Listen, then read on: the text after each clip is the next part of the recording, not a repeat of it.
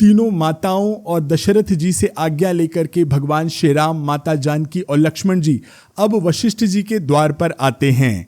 निकसी वशिष्ठ द्वार भय ठाड़े, देखे लोग बिरह दव दाढ़े। कही प्रिय बचन सकल समुझाए, विप्र वृंद रघुबीर बुलाए।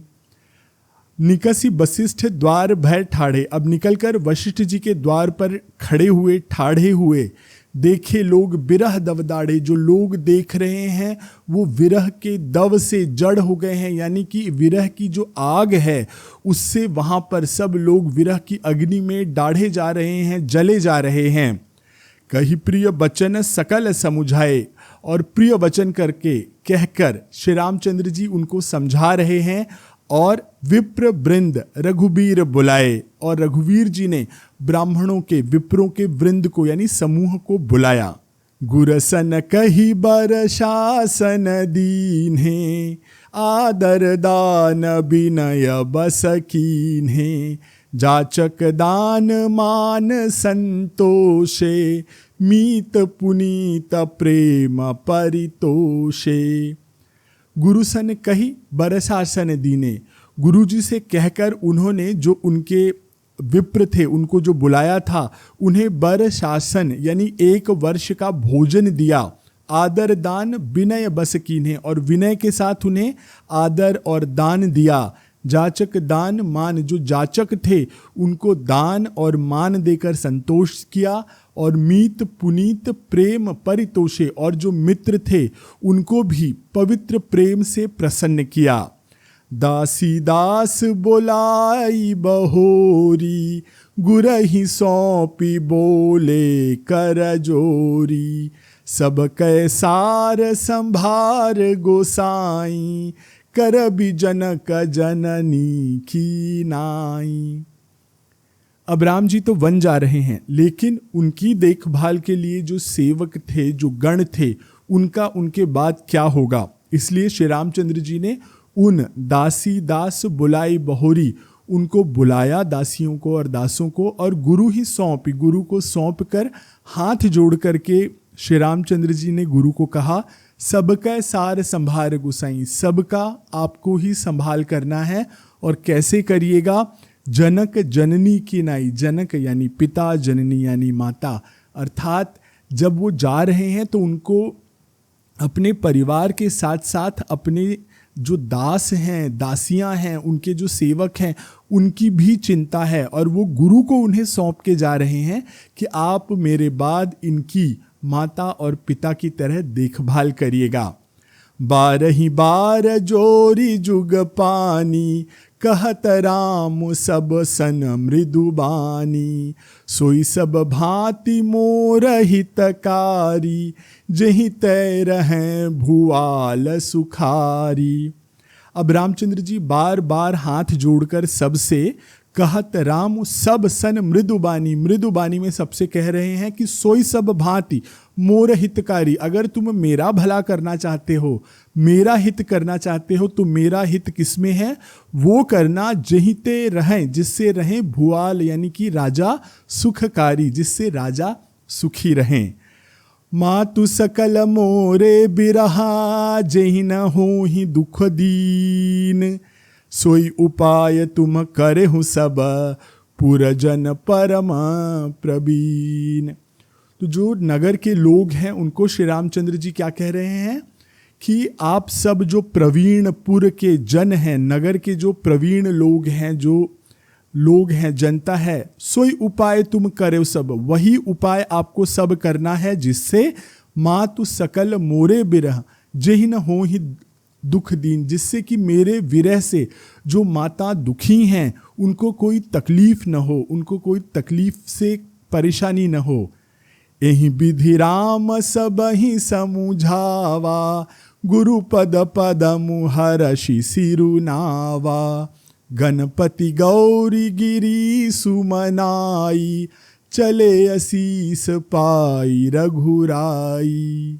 यही विधि राम सब ही समझाया, इस तरह से सबको समझाकर गुरुपद पदम जो पद्म यानी कि कमल, ऐसे चरण जो कमल के समान है, उसमें सिर नवाकर हर्ष के साथ श्री रामचंद्र जी ने क्या किया, गणपति, गौरी और गिरीश यानी कि भगवान शंकर तीनों को मनाया, उनकी आराधना की और चले असीस पाए, और ऐसा मान करके कि उन्हें प्रणाम करके उनका आशीर्वाद प्राप्त हो गया है, ऐसा सोच करके वहाँ से रघुनाथ जी चले।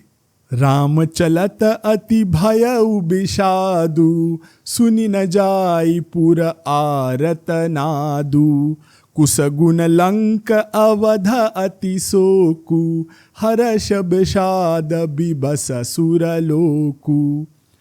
अब जब श्री रामचंद्र जी वहाँ से चले तो क्या हुआ कि भयउ विषाद, बहुत विषाद, बहुत दुख हुआ सब जगह, लेकिन सुनी और साथ में ही सुनी न जाए पुर आरत, जो पुर है, नगर है, वहाँ पे आर्तनाद हो रहा है, दुख के स्वर वहाँ पे गूंज रहे हैं।